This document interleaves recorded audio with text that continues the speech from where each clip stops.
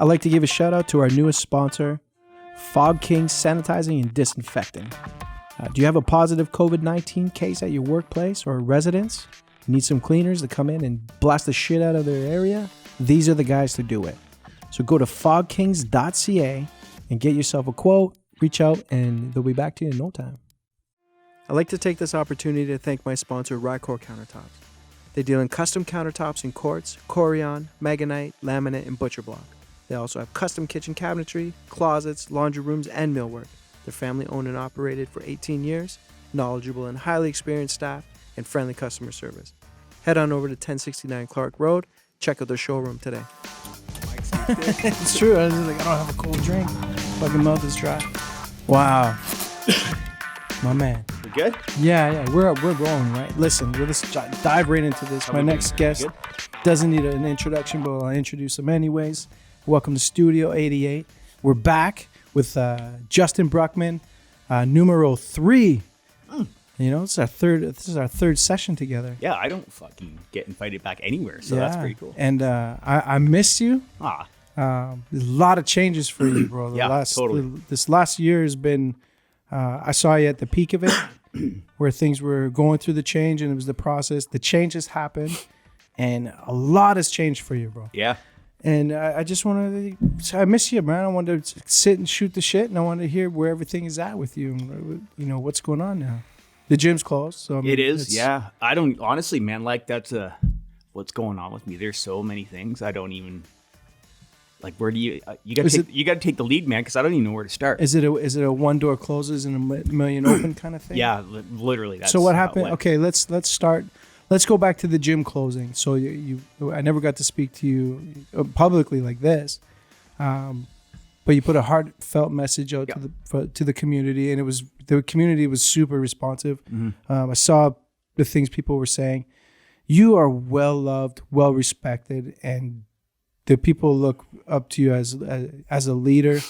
I'm sure it probably wasn't easy for you to close the doors. I'm sure you had some other reasons why you closed the doors, not only just apart from COVID, but as in self-growth. I'm sure all those things were there, but what happened? Like, you closed the doors, you made that hard decision. Well, how did you do that? Yeah, you know what? Let's just start with the video that I put up. We'll start with that because, like, there's a lot of things. So the video, if you haven't seen it, like, it's still floating around internet world somewhere, but it was just kind of put myself out there and letting people know that it was time to kind of close shop and move on. People have supported me for so long, even though we were closed. And, you know me, man, I wear it on my sleeve. I show my feelings, and this video was no different. And it was just, it was the response I got to it where I was like, holy shit, man. Like, I know I have an impact on people, like in my community. But do you really know that? Because I don't think you do, bro. You know, and I know that I do, but I didn't think it was like the response I got from that. Like you don't know you're in it because you're in it, right? So I know that I know have impacted my students and certain people over the years, right? But when you get, like, I think between my social media platforms, it was like 30,000 views or something like that,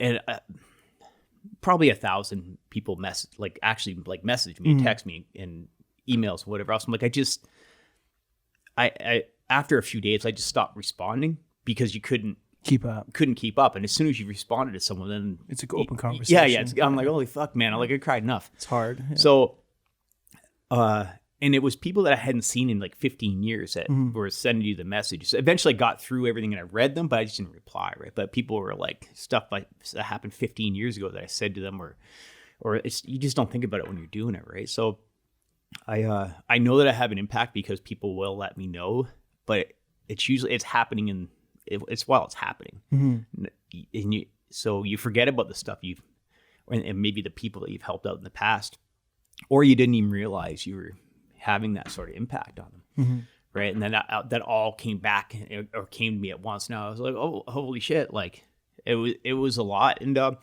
wasn't an easy decision to make. I still struggle with it a bit, but I just keep telling myself that I think it was time to make a move and do something else for like a bit. I was pretty tired. It's a hard job. I've been doing this for 20 something years, and I was never going to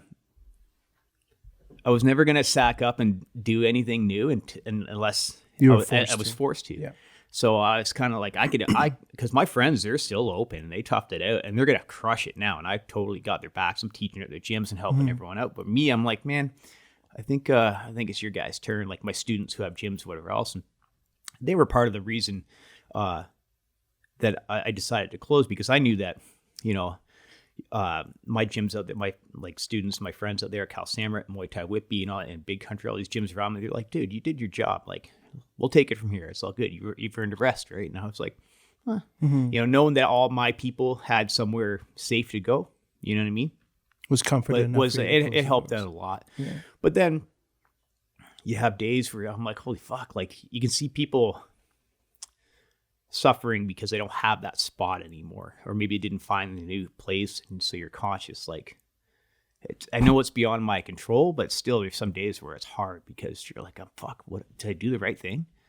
Like, did I leave people homeless? Did I let people down? So some days I struggle with it, but then there's days that I wake up and I'm like, good fucking choice, because I'm listening to my friends, my friends who have a gym. They're like, oh Jesus, listen to this. This is what happened today. I'm like, fuck all that. I'm glad I'm out. Yeah. You know what I mean? But there is a lot of things I don't miss about being the boss and being in charge of so many people. So now, instead of me being in charge of 150 students, I got my friends and gym owners and students. I'm like maybe like five people where I'm like, I'll offer you advice and help without everyone coming to me and me feeling I have to sort everyone else's problems all the time, right? Well, I still try because I can't fucking help myself, but it's a lot of pressure off, and it's just crazy. The amount of people that insisted I take their fucking money, even though like, I'm like, listen, I don't know what I'm doing. I don't know when I'm going to open. I don't know if I'm going to go open. They're like, to whatever end, man, just take it. I'm like, who am I to say no? I got nothing else going on. Yeah. You know what I mean? And I guess it's just, that's people's opportunity to give back to me, I guess. I don't know. Like, but that was the biggest thing for me when I closed, was that sense of like, real, like I just felt, I don't know, man, there's a lot of guilt when people are just paying you. And I'm like, fuck, that huge weight off of me, like that made all the difference. Took a lot of stress off, because like a lot of sleepless nights thinking about checks that are cashing in and I don't have my lights on, but again, people insisted upon it. Right. And then, so it was a hard decision, but I think 6 out of 7 days a week, I think I made the right one. There's always one day where I'm like, fuck, it's my heart hurts, and it's like my life's work. Be with you. Oh man, I don't think you'll ever get over that. It's like the first love, Yeah.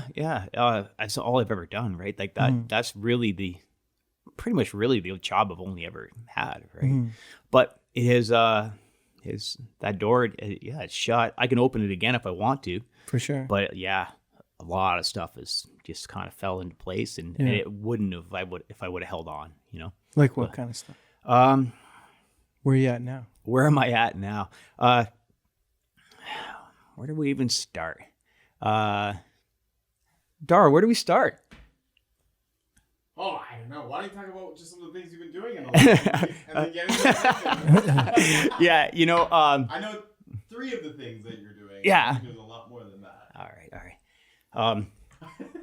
So Dara was there for most, but actually, before we get going, I'm probably gonna cry tonight, because that's okay. That's what I always do. That's okay.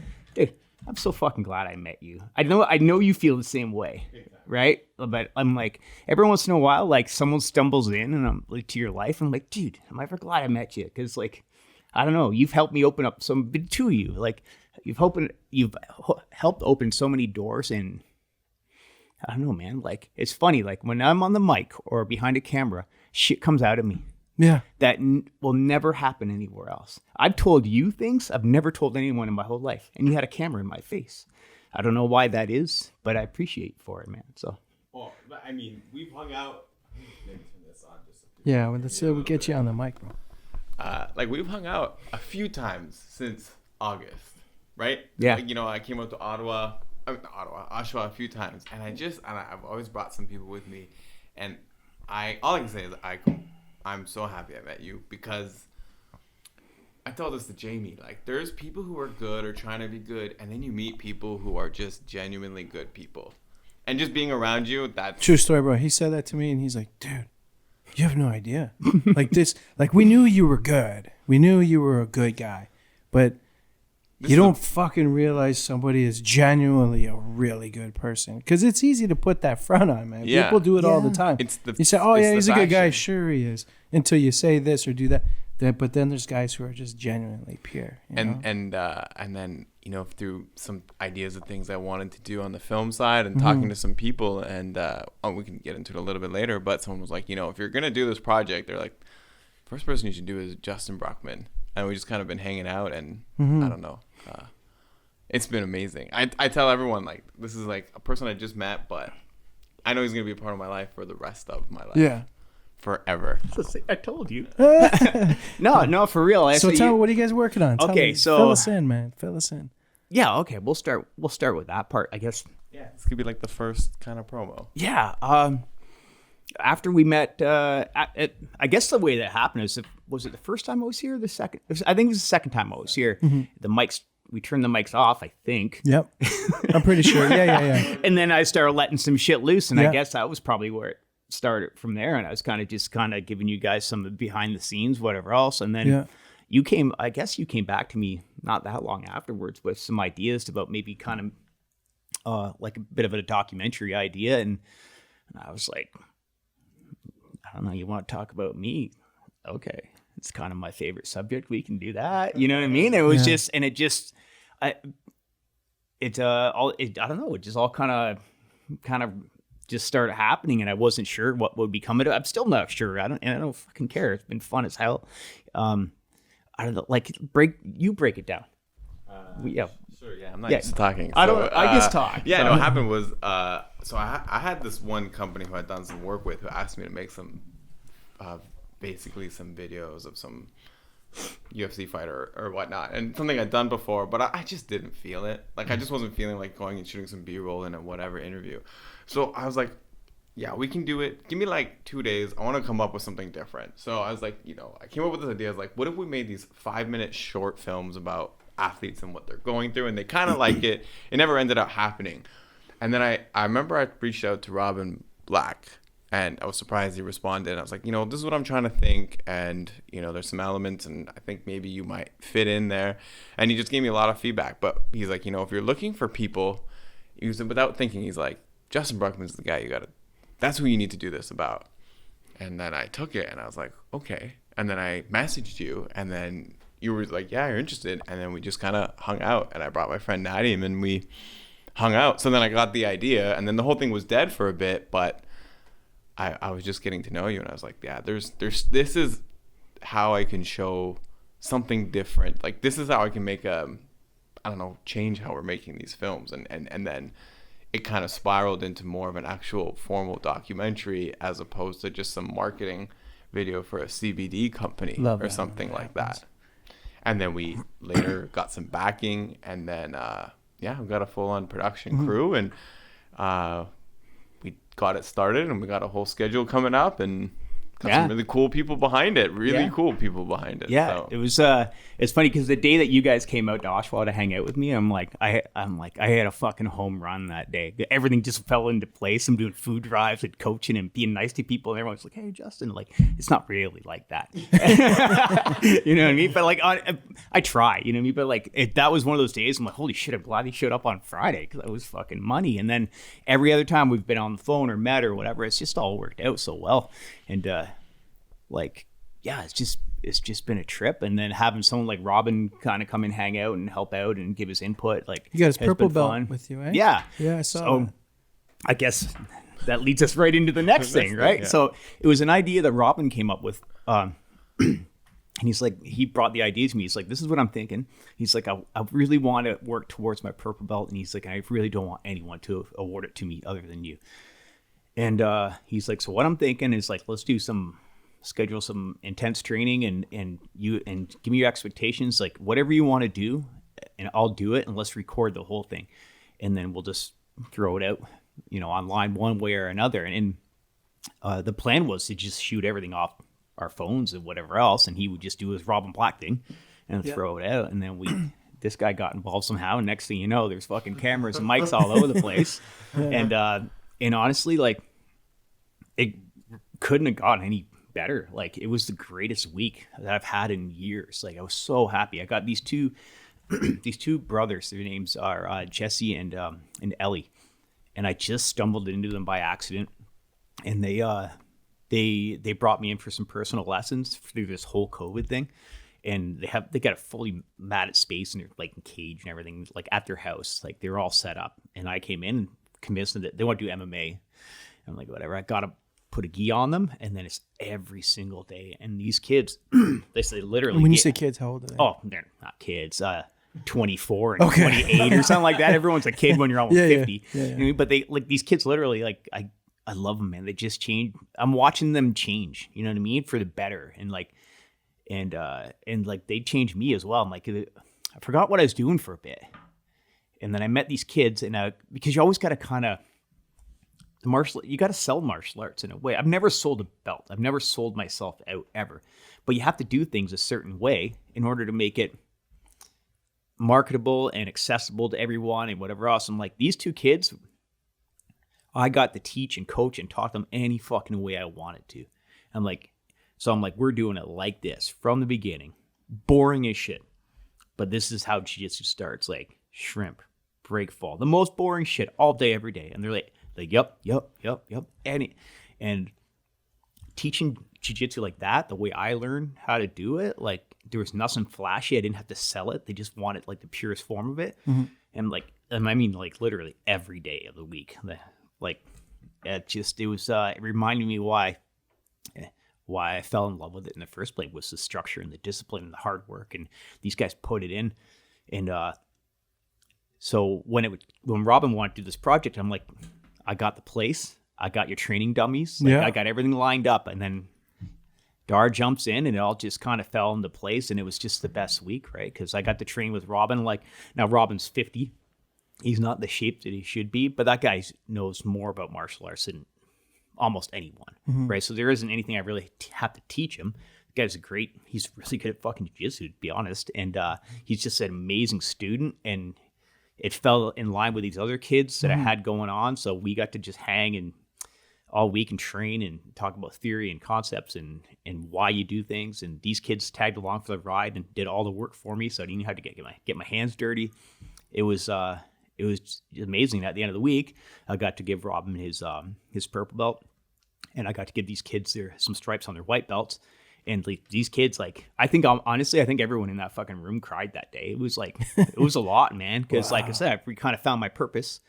Robin was a blue belt for 12 or 14 years or something like that. And I know it meant a lot coming from me, and it meant a lot for me to give it to him.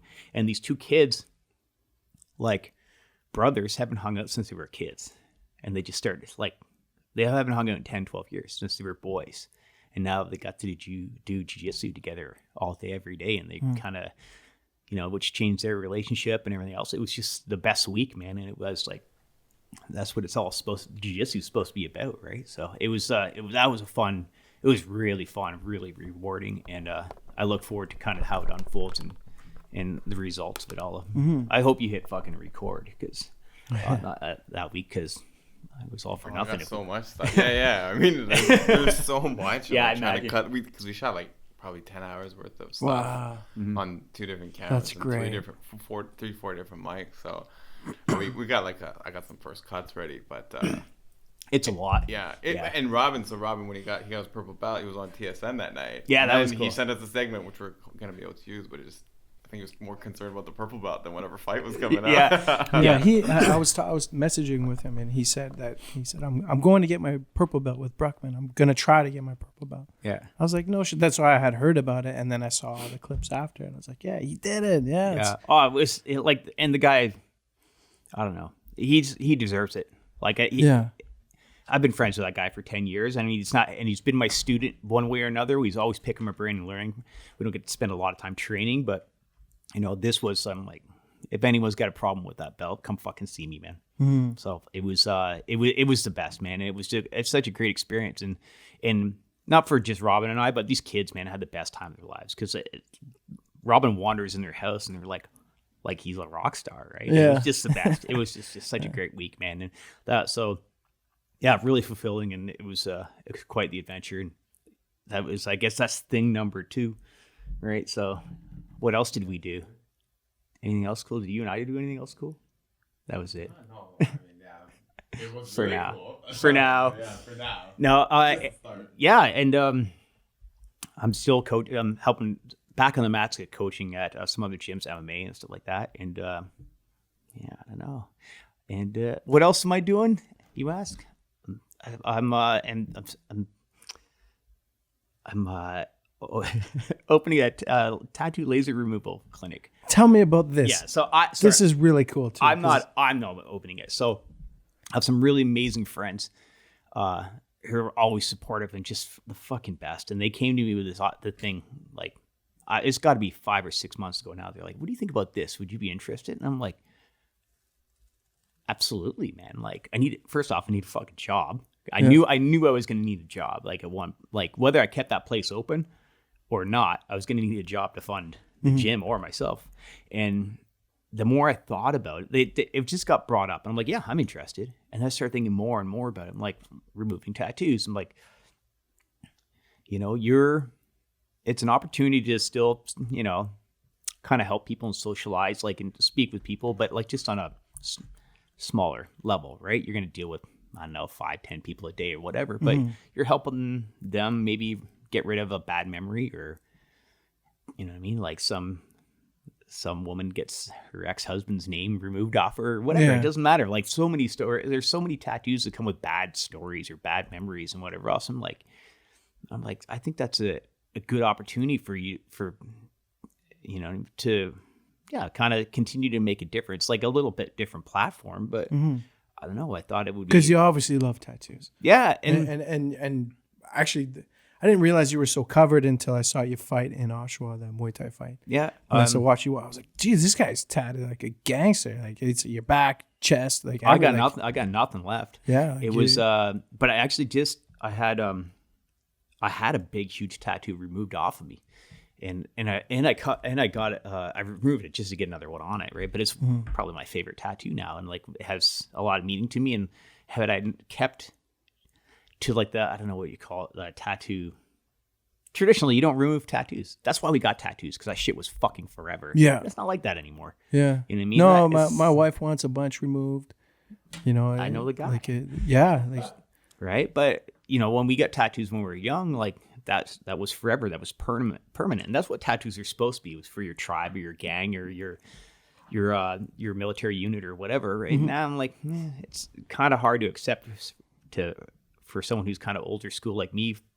I've been getting tattooed for 30 years, but it's not like that anymore. It's fashion. You know what I mean? And like, so kids are going to go get big, huge tattoos, and then they're going to get them taken off when they're bored. So how do you take them off? Walk us through this process. It is painful, I've heard. Yeah, it sucks, man. Like, it's fortunately, it doesn't take a lot of artistic skill. Yeah. It's just me holding the laser, and basically you're taking the laser and you're smashing the pigment that's embedded in your skin. And then your body absorbs it and it just spits it out one way or another over time. It's pretty painful. Like, I've been practicing on myself and my buddies. You've done yourself? Oh yeah. No way. Yeah. Like, where? Legs? I did my foot, and I started working on one of my palms, and about 5 seconds in, I'm like, forget. Nope. That. Really? No. So what's it like? It's a laser. Yeah, and it's trying to give you I don't know, like, picture like someone taking an elastic and snapping your skin, but way fucking worse. Yeah, Like, I've heard bee stings is what I've heard. Yeah, probably. It's equivalent to a bee sting. Yeah, it's a lot more painful than getting the actual tattoo itself, and then it takes multiple passes.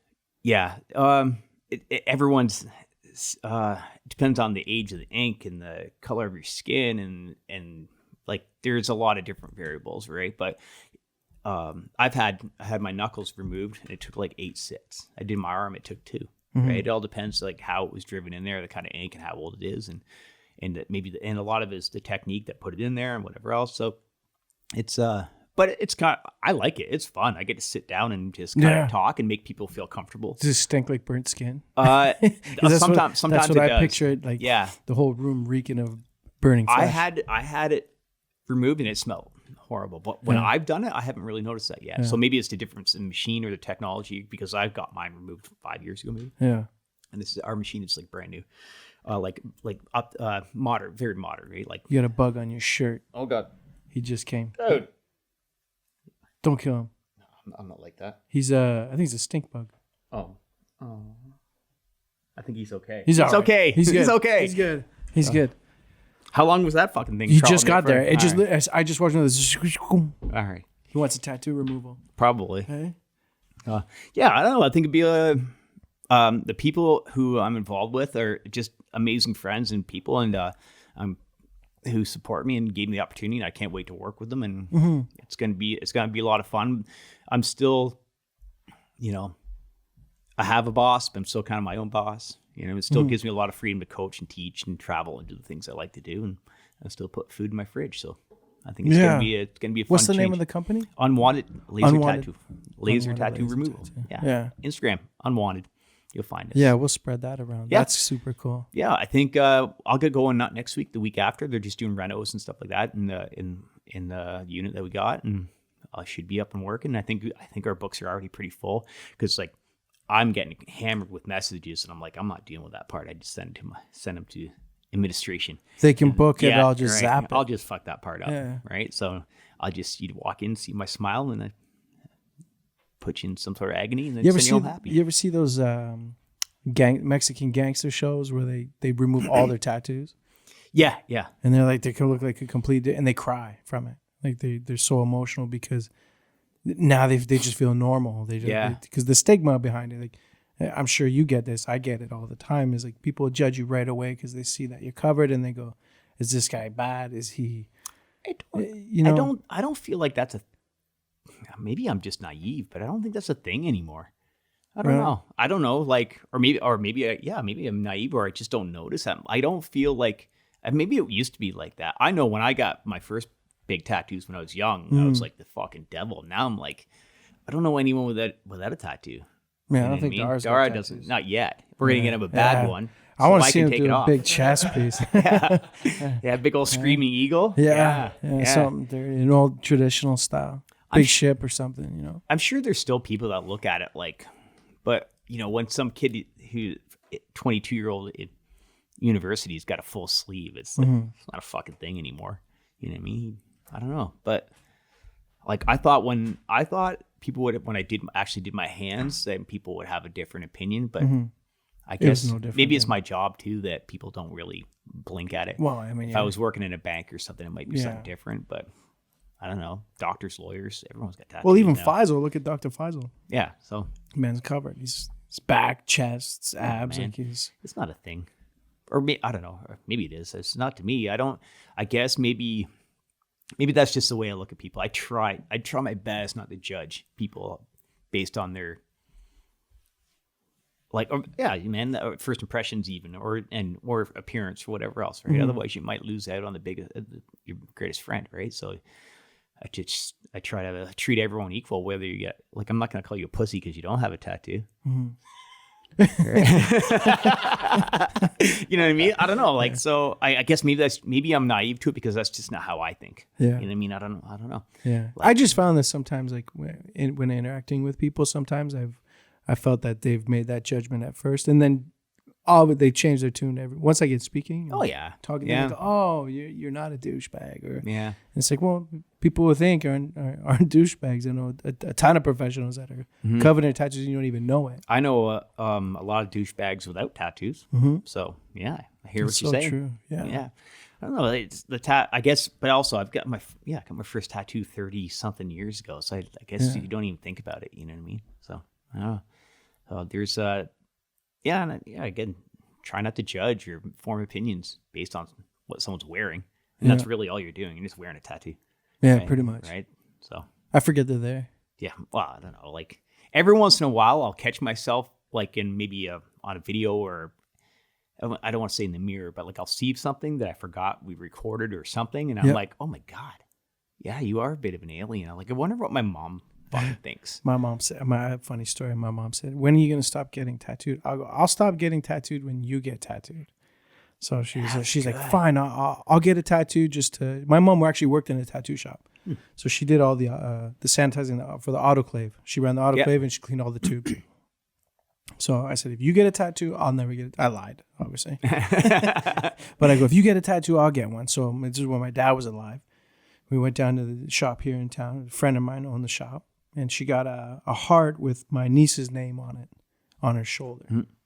And dude, she couldn't get. She barely got through it. Really? She looked like she was gonna die. And I kept saying, like, you had kids. Like this is such a Women are so much tougher than us. Such a baby tattoo you're getting on your shoulder. She looked like she was wasted. She was set up. She was like, hair was all. She's gonna kill me because she listens to these. But her hair was a mess. And my buddy's like, is your mom okay? I'm like, no, keep going. She's good. Man. She's good. She's good. Yeah, she toughed it out. She got through, but she never got another one, and she never bothered me about mine again. Man, I guess. Yeah, if you're willing to sit through it, you deserve it. I guess. Yeah, you got to earn it. Yeah. She earned it that day. Yeah. That's the thing, too. It's like you should have to have a bunch of shitty tattoos before you get a really nice one, too. Yeah. That's my theory on it as well. Like, before I got a really nice tattoo, I had some bad ones. So, same thing. You got to earn it. You should have to there should be a pecking order for tattoos. Mm-hmm. Like, you got to go like with the shittiest guy in the shop before the really good guy will get you. You know what I mean? Yeah. Or tattoo yourself before anyone else is allowed to tattoo. You artistic that way? Oh, my God, no. No, man, I'm fucking useless. Like when it comes to my art is on the mats. I put the art in martial arts, I guess. I don't know. I just that put a pen in my hand. I got nothing, man. Like no, my gifts aren't. No, they're on the mic, maybe in front of the camera, maybe in a cage. I'm doing a hand piece in August. I just did that one right there, like a few weeks How's ago. it feel on there? It honestly, out of all the like kind of bigger tattoos I've got, the hands. Not much to it. Really? Like it hurts like a bitch. Don't anyone who tells you otherwise is just lying. They're just being an asshole. Tattoos hurt every time, anywhere you get them. But the tops of the hands wasn't it comparable like to my ribs and stomach and stuff like that? It was nothing. Mm-hmm. Yeah. Because I've heard that it's pretty sensitive area. Yeah, I don't know. This one was only 3 weeks old. And it wasn't too bad. And the guy that does my big stuff, he's pretty heavy handed and it wasn't that bad. This one, same thing. I got this one done when I was in Spain, and it wasn't that bad. I flew home and it blew up like a boxing glove. Really? But it still healed up all right. Yeah. Yeah, I'm in on the 23rd of August. Nice. And I was getting a real nice piece done here. Yeah. I'm excited. I feel like my buddy who tattooed me before, he passed away. And then the other guy did my other sleeve. He moved to Switzerland. So it's like there's like I don't really have a set guy. And it's like, when you start with somebody, you kind of get that because you become friends. I think if you're getting tattooed by somebody for a long amount of times and you don't become friends, there's something wrong. Yeah, why would you got to have a good experience. Yeah, why would you keep going back? It's the whole point of sitting in a room with somebody who's giving you a form of torture over, 6 to 8 hours at times. Yeah. It's someone you want to be awkwardly quiet with at times because sometimes you don't want to talk at all. Yeah. You're just tired. It's a long week. The process of shock, you're getting tattooed and you're there for, I've done 8-hour sits. Yeah. Where you're sitting in the chair for 8 hours, you're uncomfortable, you're swollen, you're all puffy, and he's wiping and he's squirting and he's wiping, and sometimes you just don't talk. But it's that silence of him knowing that he's doing his craft and you trust him to do what he does. Yeah. And the process, so the relationships that I got out of doing the work on myself, like I have a full leg from my ass to my ankle, the process of sitting there and the conversations, because it's almost like therapy. Mm-hmm. You go in the room, you have this harmonic the smell. I personally hate that fucking noise. Fucking love the sound of it. I like the sound because it's especially when you're getting chewed on. It's like and it hits the skin and goes and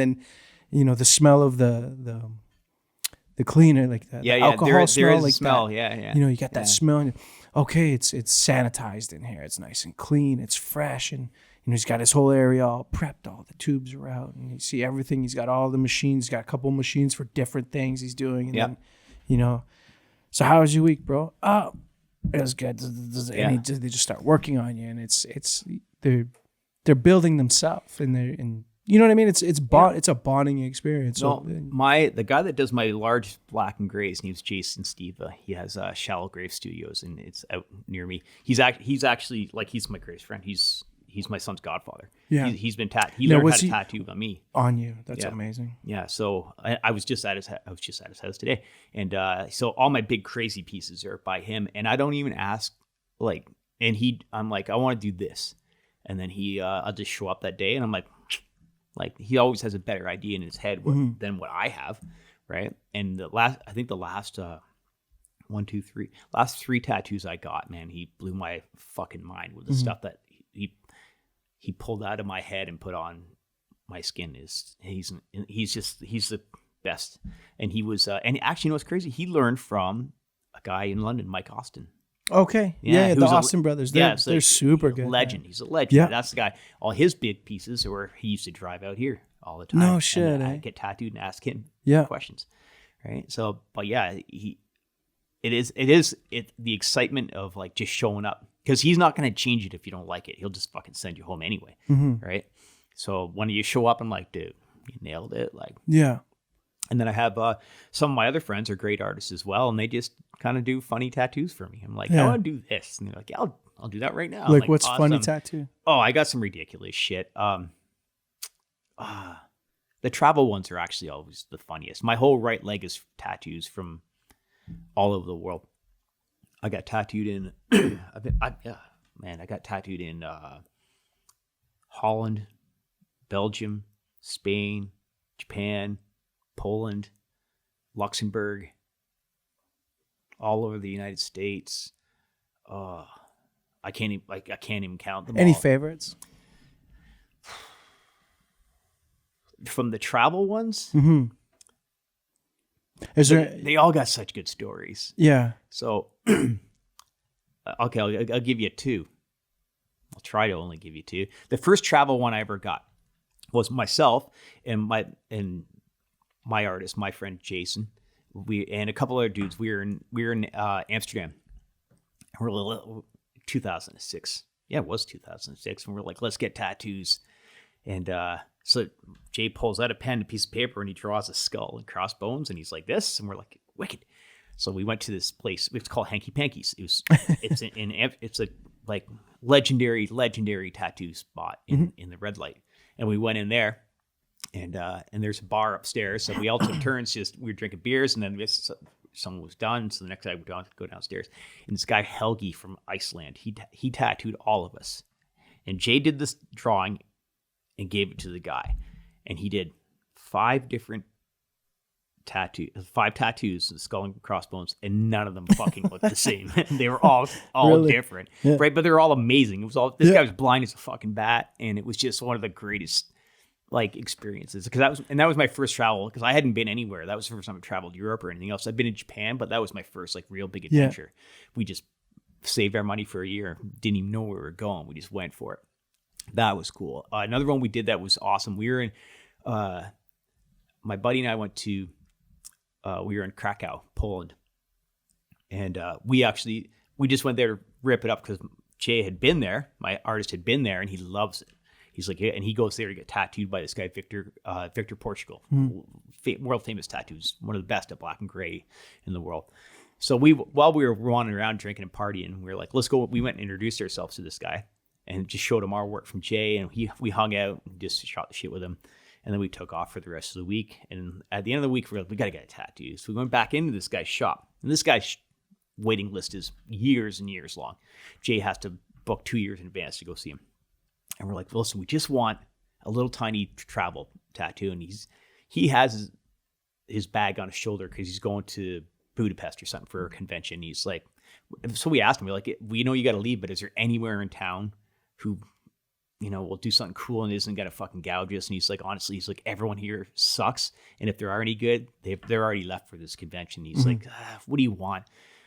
We're like, we don't even know. Like, we shot AK-47s today. How about some AK-47s? That's cool. And it's like he just pulls at a pen and scratches this. And he's like, how about this? And you're like, Yeah. yeah, dude. So he just pulled out his machine. I went downstairs for a beer. By the time I was done my beer, I get a text. It's my turn. Went upstairs. Yeah. And the guy, I'm pretty sure he missed his flight just for us. Really? Right? And he's like legit the best guy in the world. Wow. And he just, That's cool. he was so good, right? And so we tipped the shit out of him, buy all his t-shirts and everything else, right? Doing the best we could to be able to thank him. But like, it was just a wicked experience where you just happened to be at the right place at the right time and introduced I'm surprised you didn't get, what was Japan like? Oh, I got it to bore in Japan. You did? Yeah, eh? I got a hand poke. It was cool. Actually, Lindsay and I. No shit. Yeah, we got matching. That's cool. So we got that traditional like severed head, and that was, yeah. So with the big huge lance that they're poking the ink into you. Yeah. Pretty cool. Wicked. It was it's not nearly as painful as machine. I didn't think it would be. No, it's not. They have the Northern Lake exposure every year. Yep. And they always bring those Borneo headhunter guys. Yeah, in, yeah. And they tap it in, but you get like your traditional, the like a tortoise swirls or swirls. I didn't want. I want the traditional Japanese. Yeah, it was cool. Like we went in and like he served you tea and you're on the tatami, like laying on the floor, and he's got this big thing out, tool out, just sticking it to you. Slower, yeah, obviously.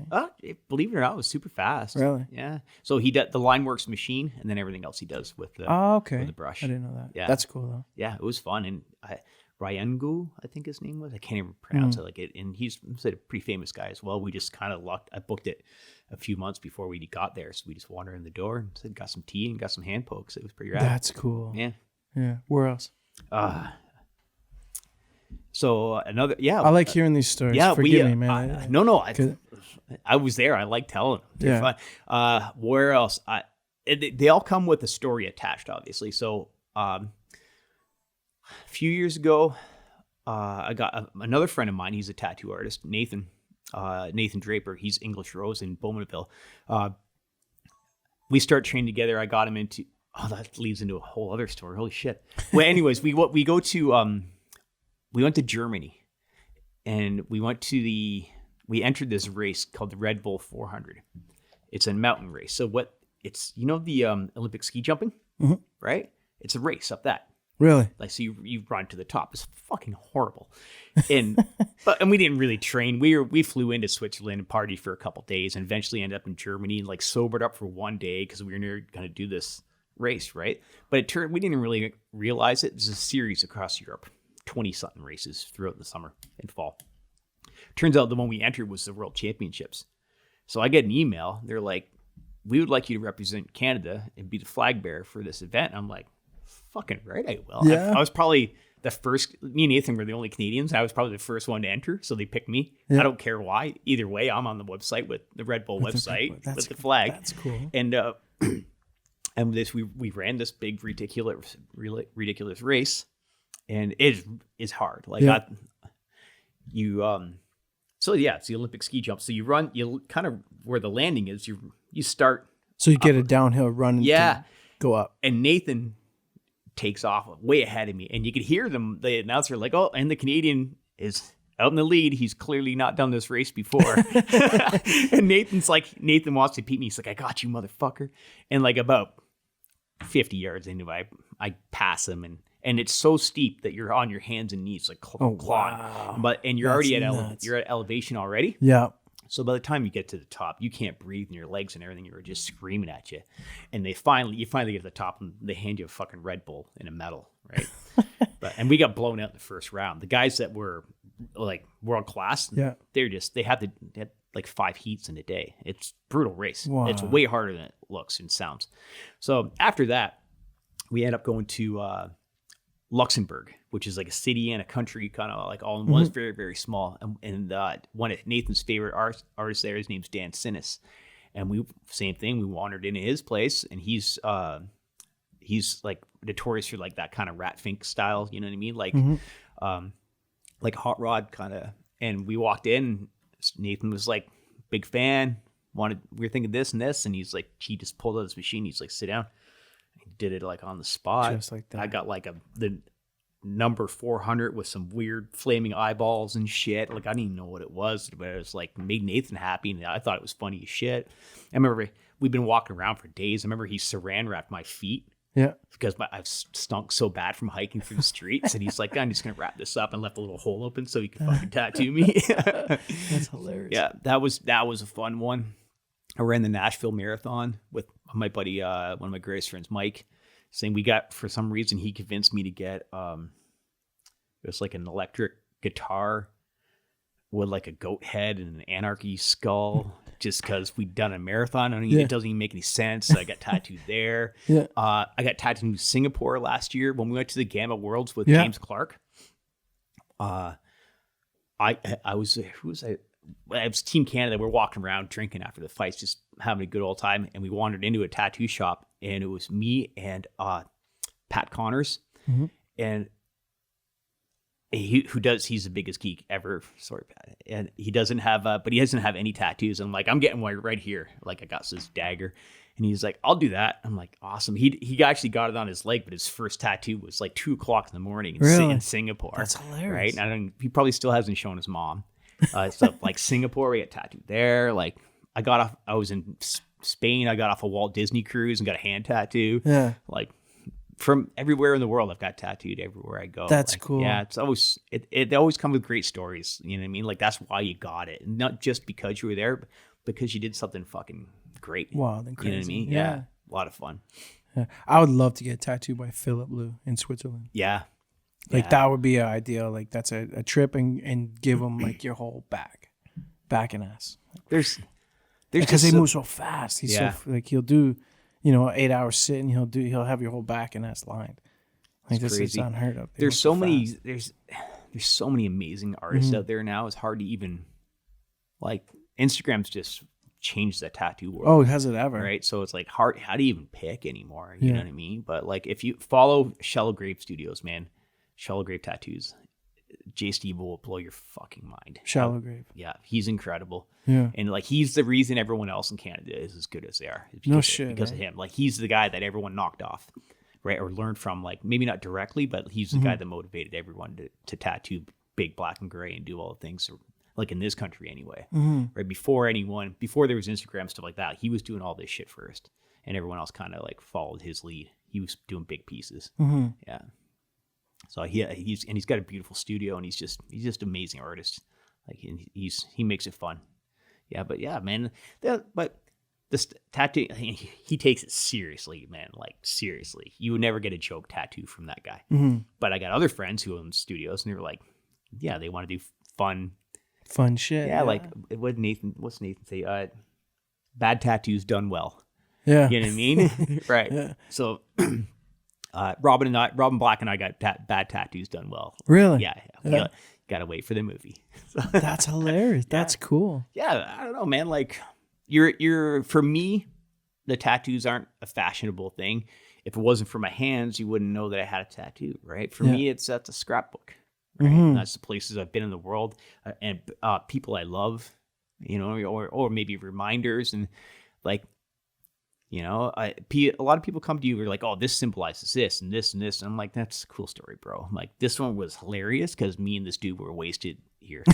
You know what I mean? So I like, but you can find the balance of, like, sometimes it's okay to get a fucking tattoo because it's rock and roll, man. Yeah. Or punk rock or this or that. It's just cool to have a tattoo. It doesn't have to have great depth behind it. It's just art.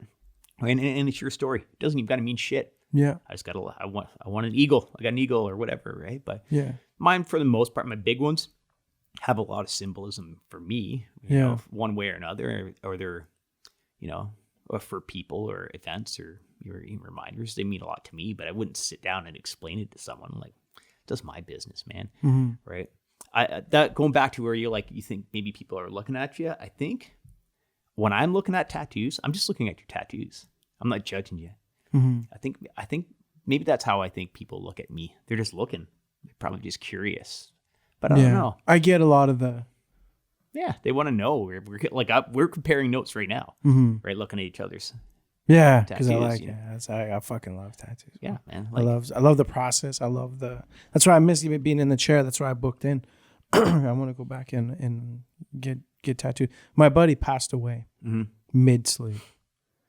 So like we had started this. He finished like a piece here. He's done a whole bunch of work on me, but I was supposed to see him the weekend he passed away. So we had a scheduled sitting. I spoke to him. He texted me. He's like, "Hey, bro, you coming in Friday?" "Yeah, I'll be there."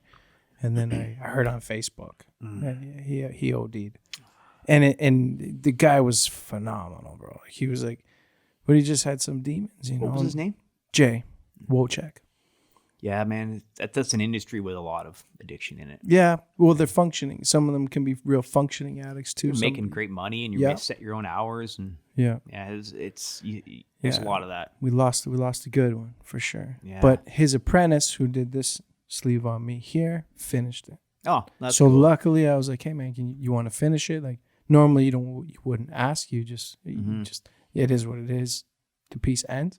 Yeah. And my buddy was like, "Yeah, fuck, I'll finish that." I think that was the right way to do it. Yeah, for sure. Like, it worked out. It in a sense, it was good because that he was the apprentice and he finished, and he knew we all had a relationship. So it wasn't like I was going to Joe Blow, artist that I've never really worked with, didn't really have that much of a good rapport with, and I said, "Hey, man, can you finish this piece that so and so did?" And you know, most guys don't want to touch other people's work. Yeah, yeah. You know, whereas like he just fell right into it. And you can't even tell. To be honest, I couldn't even tell you what he finished. Yeah. I don't even know. That's how well it was the same, you know? Yeah, I don't know, man. I've got one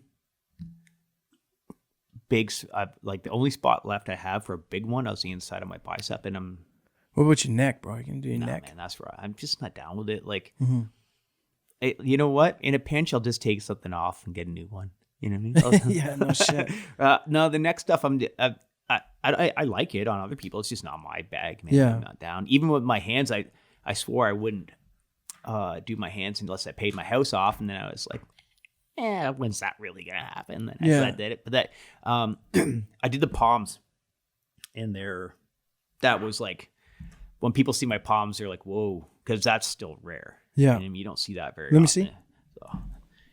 So I'm actually okay. This is probably close to my favorite tattoo. This rose, I love it, and you got to drive it in. That was 3 times, I think, and it's really painful. We got it on video. It's pretty awful. This one, I'm gonna let come out. I actually zapped it a little bit, and it will fall out over time anyway. Just because I don't. It hurts so bad that I don't love it enough to do it again. That's how much it hurt. They had. I wouldn't say they held me down, but pretty close. Like, wow. It's really, for me, I don't know, maybe different for someone else, but no, for me, it was the worst. I seen I watch a lot of clips like tattoos, and they said worse than anything. Yeah, I thought it was absolutely horrible. Like, but you're in, you got to finish it. Yeah, right. You're committed. Like, I think my rose is 3 shots, and I got to do at least one more. Right, but I'm not in any hurry. I got to be having a good week for sure. Yeah. I'll make the call. Yeah, let's go finish that up. Yeah, maybe we can make it happen. Then we'll see. But no, I don't. I think tattoos. I think for me personally, they got harder with age too. I could sit for 5-6 hours, no problem, when I was in my 20s. Now I'm like, I can tell you 3.5 hours on the fucking dot. That's what I'm like. Ugh. Like, I hate it. You know, it's funny you said that because I find the same too. When I was younger, I could do an 8-hour sit. I've napped.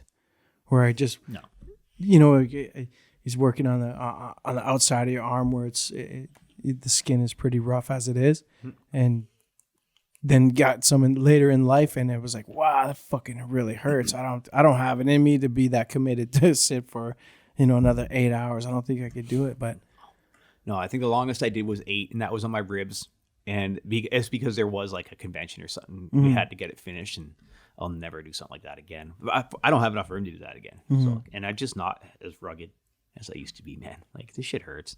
And like I said earlier, anyone that tells you differently, I'm like, I don't fucking believe you. You're just being a douchebag. Yeah. Like, shit hurts, man. It does hurt. I don't like getting tattooed, to be honest. No. My leg was like it reminded me of a cigarette burn. Yeah. Like, you ever get burned with a cigarette? Of course. Same feeling, like but over and over, and like the behind the knee.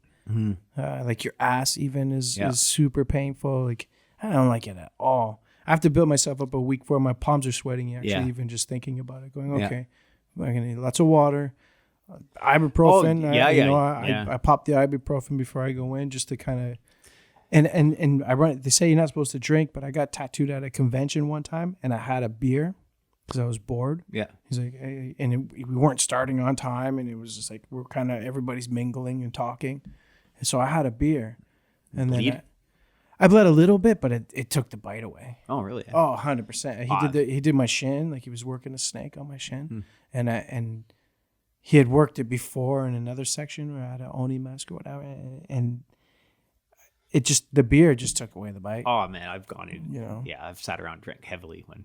But I didn't notice a lot of bleeding. It didn't really seem that way, but I felt that having that beer really took the bite away. Yeah.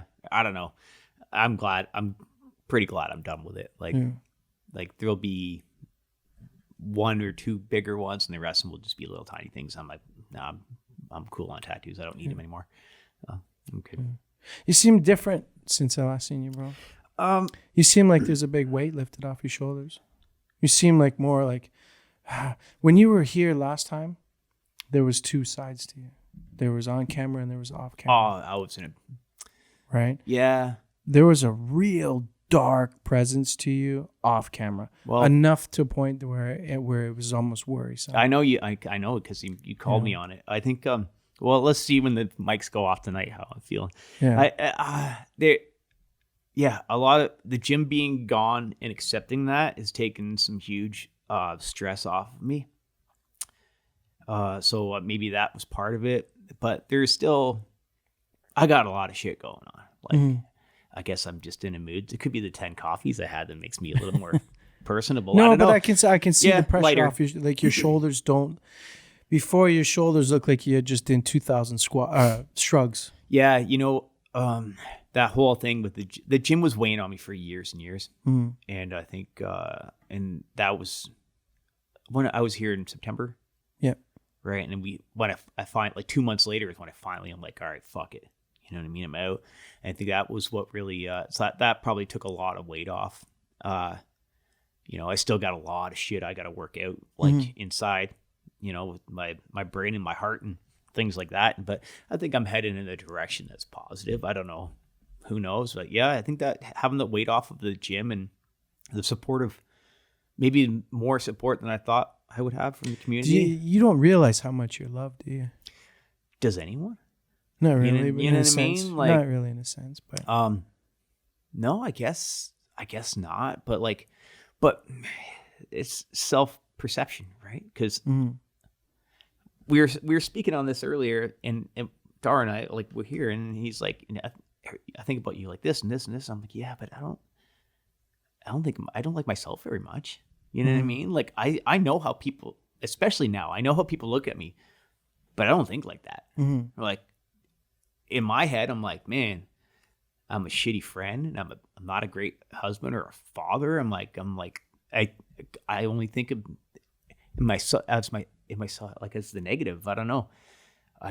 But that's how I look at everything, I guess. When I'm cornering a fighter, I don't look at all the things that he's doing right. I only think of the things he's doing wrong. And for me, I'm like, I think that's how, I don't know. There's so much shit in my head that is, that I struggle with,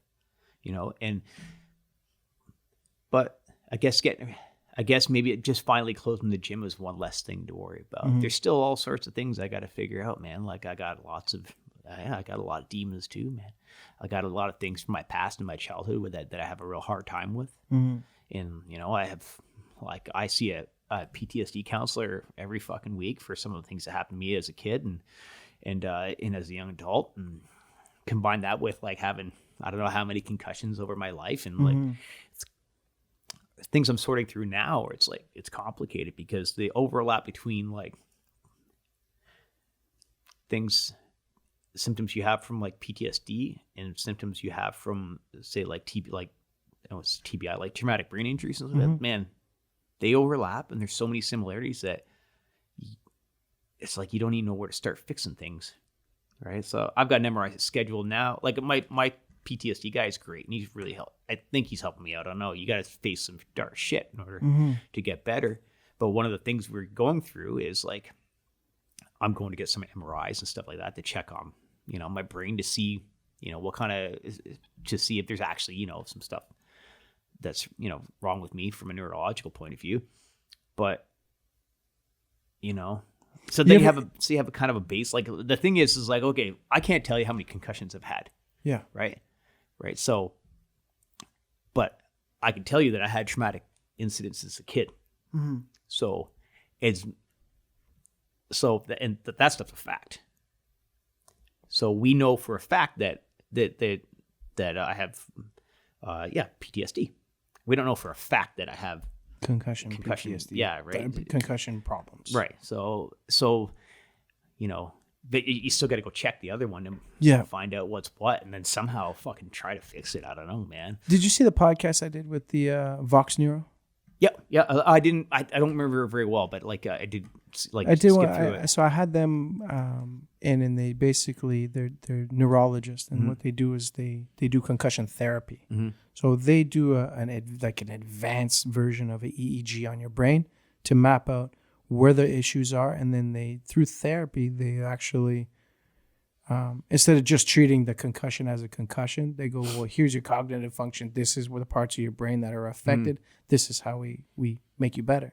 I recommended them to a friend of mine who was in a car accident in the summertime, and he just messaged me the other day, and he's like, bro, this chick, this Lauren, Dr. Lauren, is amazing. Like, she's fixed everything. Like, maybe that's another avenue maybe you might want to check out. It's what they do is an advanced EEG. So it's not an MRI, because I don't think the MRI will fully show what's affected you cognitively would be the word. Cognitively? Yeah. Cognitively. I don't know. It's going to be a word today. Yeah. Right? But they actually like really look at your brain in a sense of well, we can see the trauma is here. This will affect your memories. This is the trauma here. So it's more advanced as opposed to getting just an MRI. Yeah. I'll give you I have the cards and everything over there.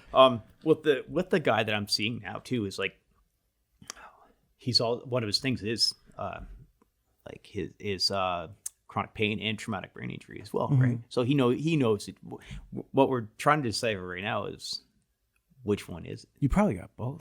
Or both, right? And both. Or maybe I'm just a pussy. I don't know. No. You know what I mean? So it's like, because I just over the last few years, like the things like depression and anxiety and stuff like that, like stuff that it's just like, it's insane, man. Like it's just so uncomfortable to live with, and it's hard and people don't recognize it in me because I'm always like, hey, you know what I mean? Like I'm always speaking, like, but if you're around me at home, then it sucks, man.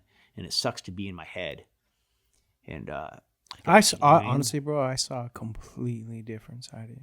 Yeah. When you were in and like again, it's when the cameras go off, and then it was just like, whoa. I mean, I think we sat here for like another hour. Yeah. And you were just spilling your guts, and I was blown away. I was like, whoa, like. Yeah. At that point, I was pretty tired too. Yeah. You know what I mean? So. When are you gonna get the podcast back going? You ready for that? I got so much other shit going on that I don't. You need to be on the mic, bro. Yeah. You're so good at it. I think the opportunity will come up when it's supposed to. Like, so the way it unfolded with us was like my partner and I, like, when it all went, we had the studio in Toronto and things were going well and our numbers were great. And I was having, I didn't, of course I wanted to get paid, but I wasn't doing it for the money. It was just fucking fun. Yeah, right? That's the reason I do this. Yeah, it's just to hang out with cool people. You know? And then, but the way it unfolded is like when COVID hit, we had to go like remote, and then you're not getting the same, you know, you got to be in the room with the people, feel the energy and to make it happen. And we start, you know, and the other thing too is like I was kind of being coaxed to like more of an interview than a podcast. You know what I mean? My partner, he's a broadcast guy, and he's like, we should do it like this and this. And I'm like, you're in charge, man, whatever you want to do. And then it wasn't the same sort of magic between, you know, all the structure we were trying to put in place and not being live in the room with the person. And then kind of what happened was Josh or Clapway was just kind of like, he got too busy with work, his other jobs. It happens. And he was just kind of like, I got to move. I got too much shit to do. And then I'm like, literally never talked to him again. That was it. That was last July. Oh, wow. Yeah. We never, like nothing. No, nothing. Not one bit. Like we had one episode we recorded with George Brito. And I was like, and it never came out. I'm like, dude, like I said, we'll meet. Basically, I'm like, let's meet up on Friday. We'll talk about it and whatever else. And then I didn't get we didn't talk again. I said, hey, can you at least put that fucking last episode out? And then we still haven't spoke. So he just kind of, you know, it hurts a bit, but like he's got his reasons, whatever they are, whether he got too busy or maybe I did something wrong. Who fucking knows? You know what I mean? And he went his way and I went mine, and I'm like, yeah, that sucks. It was fun. And maybe I'll know when something comes up. For right now, like the stuff that I'm doing with Robin and the stuff that Dar and I've been working on, man, I'm literally having. Can you tell me more about that? Because you were very vague. Which the documentary? Like, is that like? I don't know, ask him, man. Is like, it him that's pushing it? No, like, the documentary side? Like, no. Meaning like not scripting it, but no, God, no, man. That guy. I think that's why we work together so well. Is he's just like, go. I'm like, all right. So we sat and did interviews a couple weeks ago with him and the crew, and they have a writer in the room, right? So I give him, you know, Dar has a bit of information on me, and he just goes through it and asks me questions, and I just kind of let loose, and then the writer sits back and kind of makes some notes, and then they'll decide kind of which direction they want to take it, right? And because there's a lot of stories to tell, you know, and there's a lot of years of information and weird shit. So I think I'm super comfortable, like just being in front of the camera and on the mic, and he makes it really easy for me. And I like to. One thing is he wants to like, one of the things he's doing is he wants to humanize us, right? So I know he's got, I think he's working with a UFC fighter as well and whatever else. And he's like, people needs to see that you guys are fucking people, especially you. And because when people see us locked in a cage or a ring or whatever else, they see it as a sport or violence, whatever else. They don't recognize that you're people. Yeah. And now the UFC does a little bit behind the scenes and this and that, but like still not the same. People change when the camera. But all they're doing is what your life as a fighter. You know, again, what you do at home with your wife and your kids and this and that. They're like, I think the idea is to be like, why the fuck did you do this? This is insane. With all the risks involved and with injury and head trauma and. No, there's no financial gain to it, and like it's like, why would anyone do this, right? And I think that's the idea. I'm like, this is how I ended up here, and that's the story that starts when I was like 5. You know what I mean? I'm like, I'm guessing this is how I ended up here, or why, or whatever else. I couldn't fucking tell you. Like I have an idea, but like, I can fight. I can fight. I don't know. It's all I'm really fucking good at fighting. I always have been. Even before I knew any technique, I could fight. And there's reasons for that. Like a lot of reasons were my dad, because my dad was a tough fucking dude. And the guys that my dad respected were all boxers, Haglers and Hearns and Ali's and all these guys. And I think it was probably that spurred me on, if you know, you want to please your dad or get his respect or whatever else. Tough. Yeah, sort of thing. And like, it's, and I guess that's kind of what led me in that direction a little bit, you know what I mean? And then it just kind of spiraled. And then I talked about this before. Like, I didn't even know I was a good athlete until I was almost done my MMA career, because I didn't play any other sports. I was just fighting, and I didn't really think, I didn't know what I was good athlete. I just knew no one else was doing it. So that's why I was good at it, because no one else was doing it, right? So I don't know. I think that the point is of the whole thing is to, like, yeah, why would you do this? Right? I'm like, yeah, well, this is why. This is what funneled me or put me in the direction. It was like these events and these people and and the way I grew up and the things that happened to me is like, this is why, right? And some people, they're motivated by money or fame or this or that. Everyone's got something behind it, some motivation. And mine certainly wasn't money. And I don't know, I guess there's so many reasons, right? Listen, my childhood was definitely the number one factor in my parents. And the other was like, it was the thing I was good at. And it was the thing that, thing I was fucking good at. And the thing when I was doing it was when I felt the most normal in the world. Still, like, I have to train jiu-jitsu or I go fucking crazy. Because when I'm training jiu-jitsu, I can't worry about anything else. Right? That's why we do it. Like, so it makes me want to do jiu-jitsu. Or like Thai boxing is the same. Yeah. Right? You're training. You can't worry about what happened at work. or this or that, or the stresses in your life, you're gonna get fucked up, right? That's your escape. And then escalate that. For me, if I'm gonna fight, I can't hear anything. I can hear my corner and everything else just quiet. I'm so sorry. Come on, man. Didn't you fucking do that before? Yeah, You motherfucker. Jeez. Rookie. Right? Like it's just that's where it's calm for me. Right. Yeah. And I don't know how it ended up there, but I guess that's what we're looking at. I guess that's what we're Wait, so looking to when's the figure out. release date on this documentary? Oh, bro? I think we're a long ways from that. Yeah, we still got some time. Yeah. Like how much time? What? Like because I'm already intrigued. Don't look at me, man. Probably about June. June? Okay, June. I'm excited for There that. you go. Yeah, that's Right? cool. Yeah. Yeah, we were just because I wanted to touch base on it again because it was we're doing this and then you explained a little bit, but it was still very like nobody. Well, really the said truth is anything we don't about. know what we're fucking doing. That's Just the kinda truth. just see So what's gonna it's hard to happen. tell you. It's hard Well, to tell I you. think those are the best kind of documentaries. He knows exactly what he's doing. You know, he sure does, bro. Yeah. 100%. He just coaxes me in the direction, Yeah. and it all just kind of comes out. And so it's all gonna work. Listen, I'll be the first to admit, I never have a plan. I have ideas, and then I have an idea where I want to go or something I want to do, but I don't really have a plan.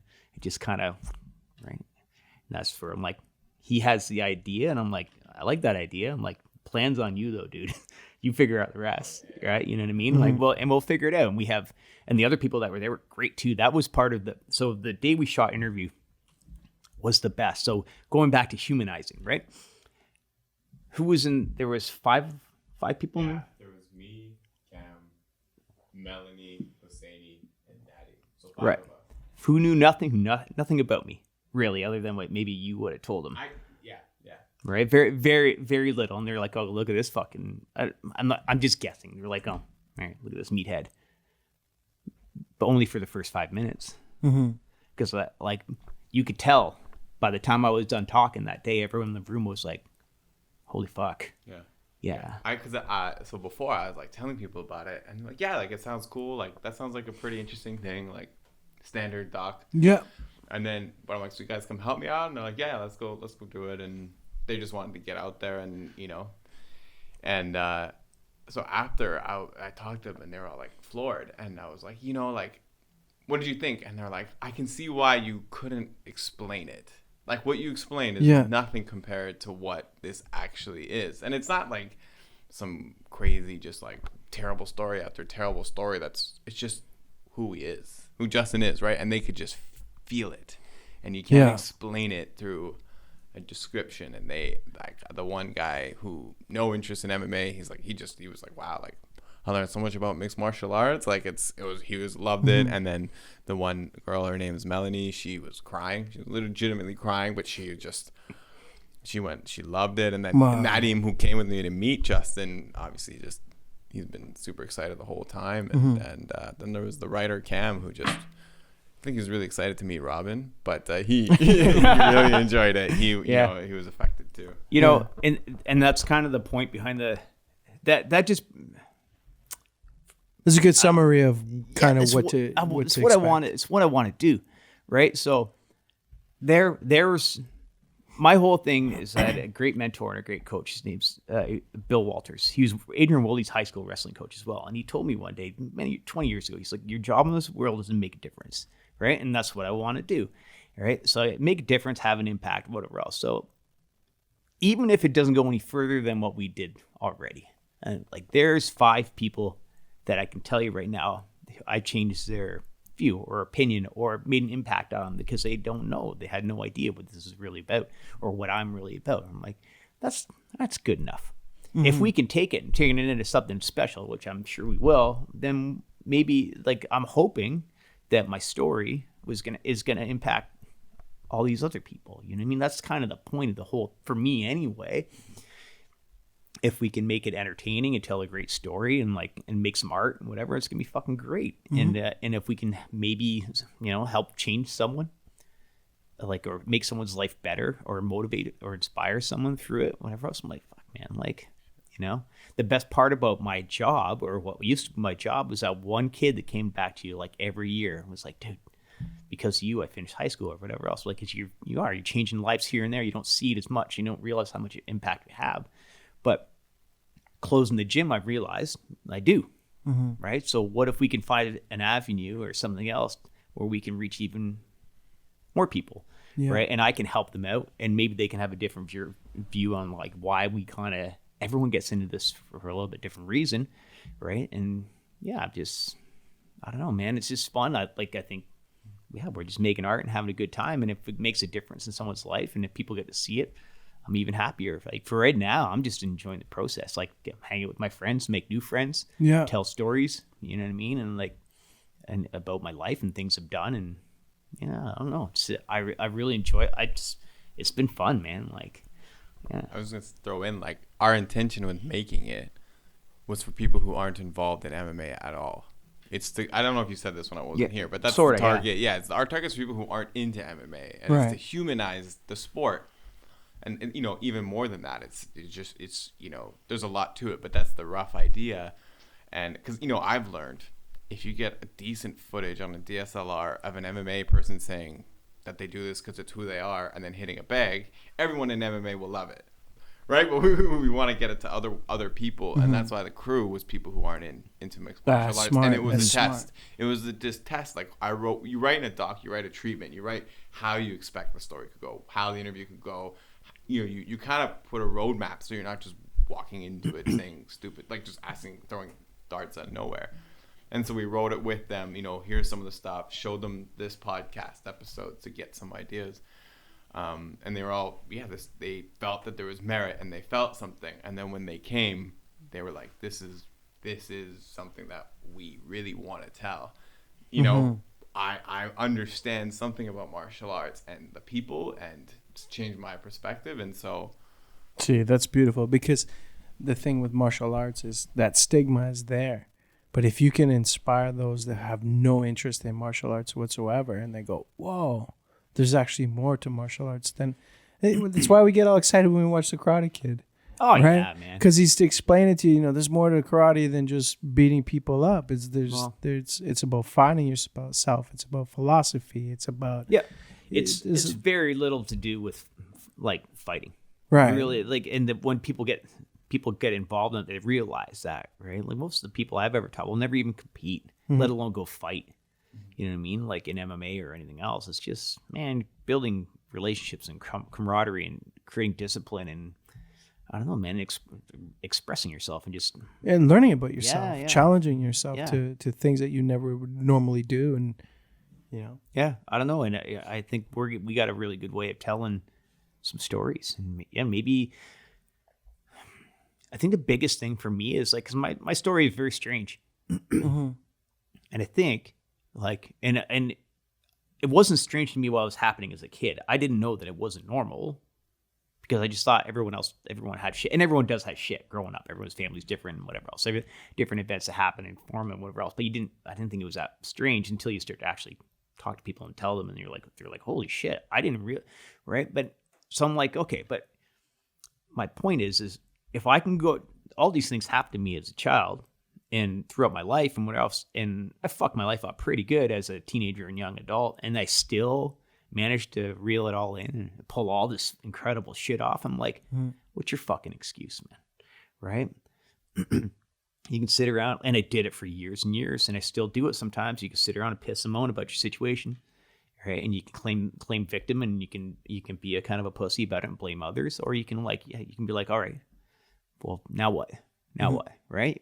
You gonna sit and sulk in it, or are you gonna fucking do something, right? And I sulked in it forever, and I was angry, and I blamed my life on, and my existence and the positions I was in on other people, like, you know, and people and events and whatever else. I'm like, dude, this is your fucking problem. Figure it out. And I put on a gi, and then I fucking figured it out. And it was like it still took me a little bit to find my path. But it wasn't long, man. I didn't know what I was going to do, but I knew when I put on a gi that was going to be it for a while. And that was 24 years ago, man. And just keep going and going. And like, look where we are now. You know what I mean? And there's days where I was talking to my wife a week or two ago, because like I said, between my career and being beat up and a lot of other things, I suffer with a lot of things, and I'm just like, I have everything, But I'm like, was it fucking worth it? I'm like, now I feel like I'm fucked because like I beat my body up so bad. Some days I don't even know what I had for fucking breakfast. Like everything's all a mess. And I'm like, but now I'm fucked. And she's like, maybe. She's like, you may have been fucked anyway though. You know what I mean? Because like I was on a path to nowhere. So very, very seldom am I ever like that when I'm like, oh, was it even worth it? Right? But because sometimes you're going to have days when you feel like that. But most of them, I'm like, fuck yeah, it was worth it, man. Because I've done incredible things. I've seen the world. I meet new amazing people all the time. I still do cool shit. We're doing it right now. And chances are, and yeah, I suffer for it some days, but chances are, like if I didn't go down that road, I was fucked anyway. I just would have been fucked a lot earlier. Yeah. You know what I mean? Like I would have been in jail or an alcoholic or whatever else. You know what I mean? Who knows? Or who knows? Maybe it would have turned out all right, but you can't really script a cooler story than the one I get to tell. So I think, yeah, man, I think I did the right thing. I don't know. I got thousands and thousands of students and friends that I've had over the years that will tell you the same thing, I guess, right? And it goes back to what we were talking about when we started this. It's like, yeah, it was worth it for the impact that I didn't even know I was having, right? Like, yeah, man. Fuck, my brain hurts sometimes, but for the most part, yeah, totally worth it. Yeah. Fuck, you're a great dude. You're such a good guy. Like, how could I don't know how anyone could not love you. That's the truth of it. There's always someone that doesn't like. Listen, you can't. I try to explain this. That's on them, though. Bro. Yeah, no, but I think that's okay though. Like, I have a couple great friends where I'm like, they worry so much about not what other people think, but they want people to like them, and they even harder, they want to like everyone. So they put it on themselves. They're like, it's so hard. I'm like, man, when you accept the fact that not everyone's going to like you and you can't like everyone, your life's going to be so much easier. I'll tell you right now, the best part about not having my own gym anymore and dealing with those people, I don't have to find the best in everyone anymore. I don't have to find something I like about everyone. I can just not fucking like you. That's it. I don't have to like you. I don't have to convince anyone else to like you. I don't have to convince anyone else to get along or anything like that. I can just go about my fucking day. It's the best, man. If I meet you and I don't want to talk to you again. I just won't talk to you again. I don't got to see you tomorrow. Yeah. I don't got to convince your training partners that you're a good dude or girl. None of that shit, man. I said, I don't have to see the good in anyone anymore. I still do. I just still do. Like, cause I like people as much as I'm pretty introverted, believe it or not, but I still like people. I just kind of like myself, like being by myself, you know what I mean? I don't mind it. But not being in that position where like, I got to make sure everyone in the room gets along and this balancing and that. people and and I'm emotions like, is always all stressful. that, man. I'm so glad that part is kind of done right now. Like, I can focus my attention on the people that really need or maybe deserve my kind of help. Yeah. Or, I don't know, make a fucking movie. I don't know. Whatever. We'll figure it all out. Like, no matter what you're going to do. Well, no matter what you do, bro, is going to be fucking top tier for sure. Oh, I hope so. I don't know, man. Like, yeah, man, I battle with some demons, but I don't know, maybe... I don't know. I try to be happy and optimistic, and I pump people up, and I am being myself, like this version of it. You know what I mean? And maybe the things that I have in my head and carry around with me that hurt are so that other people don't have to. You know what I mean? I don't know. Robin Black said the fucking most awesome thing to me yesterday. Fuck, I love that guy. He just sends me this message, nothing else. It says, I love you, man. I appreciate you. And he said, history will celebrate you. And that's all he sent me. That's cool. And I was like, oh, dude, what's up? Yeah. Like, I'm like, fuck, I hope so. Like, that's kind of selfish. And like, in a way for me, I'm like, man, I hope so. But I fucking hope so. Yeah. Right? Because, yeah, man, I don't know. Why are we here then, right? Yeah. Like, do something that's going to have an impact and I don't want to be remembered that for the things that I did in the ring or the cage. They're cool. They're fun. But everyone forgets. It's the shit you do after that and the things that you do outside of that people are, I want to be remembered for when I'm gone. Mm-hmm. Right? Yeah. I think you've succeeded, bro. Well, we'll see. Yeah. I It's don't know. there. There's still lots of time left, man. Yeah. We're only at the 50-yard line. We got to figure that. I can still fuck it up real bad, right? I don't think you will, though. I don't think can. you will, bro. I don't think you will. I don't know. I think your job is to kind of just leave the planet a little better than when you found it, and even if it's only a little bit better, it's you did your thing, right? Like, I don't want to die and people be like, that guy was a piece of shit. Like, no one wants to remember me, because you know what? Then no one remembers you. Right. And the things they do aren't good. Right. So if I can make some people smile and maybe it sounds like, you know, if you can change some lives, then fucking do it. And I just get to be me all the time, and people seem to fucking like it. So That's even you know better. what I mean? Like, I don't know. Easier. I just talk and that's I what's do so my wicked thing, about you, bro. and then I just do it, and people seem to, I don't know. You just naturally love. Seem to like it. I don't know, man. I got to figure out how to love myself, man. That's the only problem. And I think everyone fucking battles with that. Yeah, they do. I hope they do, because I don't want to feel like that weird.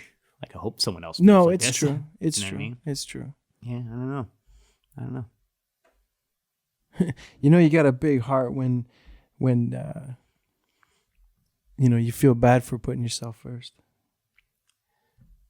You know what I mean? Like, you know, you got a big fucking heart. I don't know. When you Or feel maybe bad for this putting is all a others show first. because I want you guys to like me. No, it's not. No, I can see through bullshit pretty good, bro. I see through shit. I can see through shit. You know, all the time, bro. there's three things I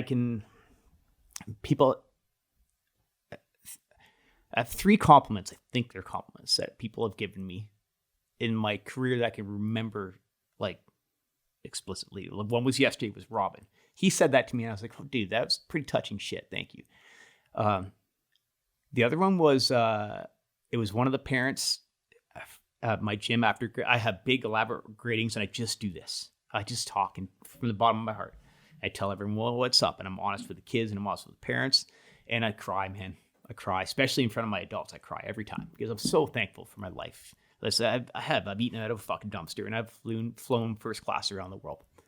And someone said to me, they're like, yeah, and it was one of the parents on there, like, they messaged me and said, it says a lot when the toughest guy in the room can cry. And I was like, fuck, man, thanks. Like, I think you're complimenting me. You know, I'm not sure. You could be shit talking me too. I don't know. No, and the other one was, I had a kickboxing. He was one of my coaches and training partners. His name was Brian, and we call him Hightower. And he said to me before I went to Thailand, he's like, dude, you are the last of a dying breed. And I was like, fuck, man, thanks. Yeah. Because to me that means a lot. I knew what he meant. Like, I knew what he meant. And that was like one of the best things that anyone had ever said to me. Because I don't fight for... It's nice to be recognized. Mm-hmm. I don't know. I'll fight you for a Happy Meal with no one watching. And I think he knew that, and that's why he told that to me. And I was like, now I wrote that one down. Yeah. Yeah. Those three things that will stand out for the rest of my life that I took, like, to heart. So, and look at that. One of them just happened yesterday. So I guess life just keeps getting better. Yeah, You it know what I does. mean? Yeah. And it's like, yeah, so those things, I'm like, I try to remember them. And I guess maybe kind of live by it a little bit, because they're the ones that stood out. I'm like, I hope when I die, people will be like, that guy was the last of a dying breed. Mm-hmm. Or that guy wasn't afraid to show his feelings in front of a crowd, even though he could have killed everyone in the room. Mm-hmm. Or that guy was like, you know, history is going to fucking remember who you are. And I was like, well, we better fucking make sure. Mm-hmm. We better make sure. Yeah, I think you've solidified that. Yeah. And I fucking guarantee you die tomorrow. Hopefully, knock on wood, you never do. But there'd be a mural on the side of a building with your face on it. I just want a street named after me. Yeah, that'd You be know, cool. somewhere in That'd be Oshawa. dope. It could even be in the South End. I don't care. Yeah. I'll take it.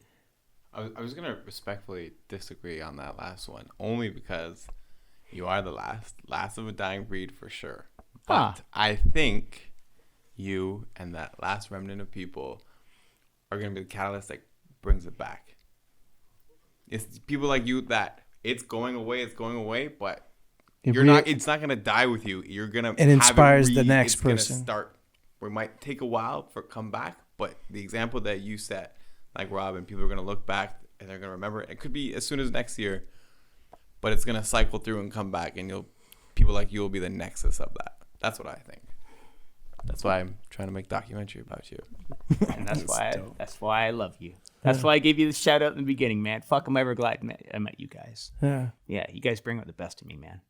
That's you. That's on you, bro. That's why I was like, tonight's episode, I was like, I'm like tired, but I'm rusty. You know, I haven't been on a mic for over a month. We gotta go. But I knew I was just like, just let him go. Just let him go. Okay, I'll be right back. This is Justin Bruckmann Adventure.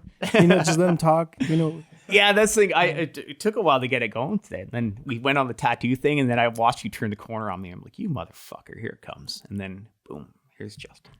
Just let it rip. So, no, but it's because I just wanted to. I want to make sure I touch base with everything. Man, I appreciate you. It's good. You know? That's good. I got pissed pretty bad though. Can I give some shout outs? Yeah, get out of here. 100%. Yeah. All right, hold on. I put them on my phone because I don't want to forget. She is. Dude, I'm telling you right now, the aura of you is completely different. Thanks, man. All right. Okay, so anyway, just get us on Instagram. Number one, obviously, is Unwanted Tattoo. Yes, 100%. Unwanted LTR. Okay, next, we're going to go. My guy, he supports me in everything I do all over the world. It doesn't matter. It's Vintage Speed Metal. Follow him on Instagram. You better go check out Baked by Bruckmann on Instagram. That's my wife's page. Baked by Bruckmann? Yeah, man. She makes some delicious shit. No shit. Muay Thai Whippy. Yeah. Big Country MMA and Lindsay. RU Game is my coach in life is Gordy McPhail. He's my strength and conditioning coach. He owns RU Game in Oshawa. He's a genius. He trains some of the greatest fighters in the country, and he's just all around like he's the guy I look to be like a fucking person. He's my coach. He's my guy. Cal Samert Gym in Bowmanville is my greatest friend is Brendan Kaljundik. He's also one of my kickboxing coaches, and he's carrying the torch, man. He's the one that I'm like, he's going to take care of everyone now that I'm kind of, and I still step on his mats every day, and he treats me, the whole team just treats me so well, and I'm fortunate for all these guys. Anyone else? Dara, thanks. Follow Dara on Instagram.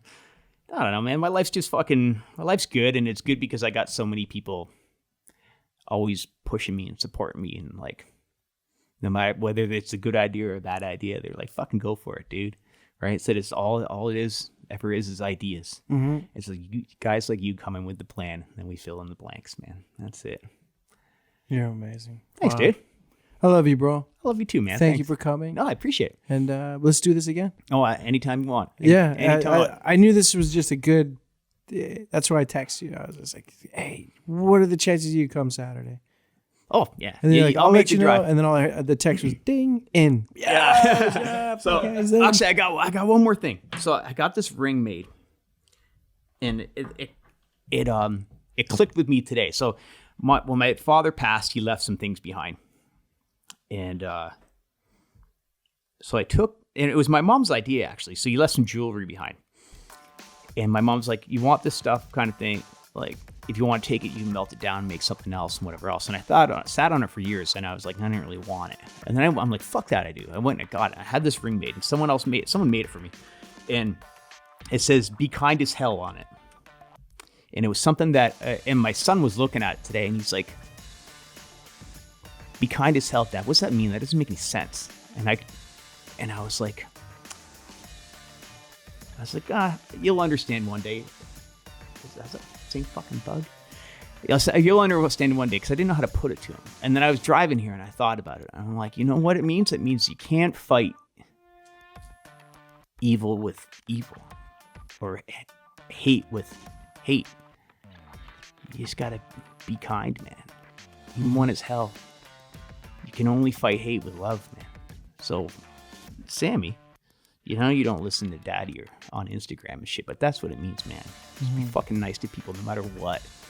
If they're being angry or being hateful or whatever else, that's on them. More of a reason to be nice. You just More be kind. just be kind. Yeah. Be kind as hell, man, no matter what. Done.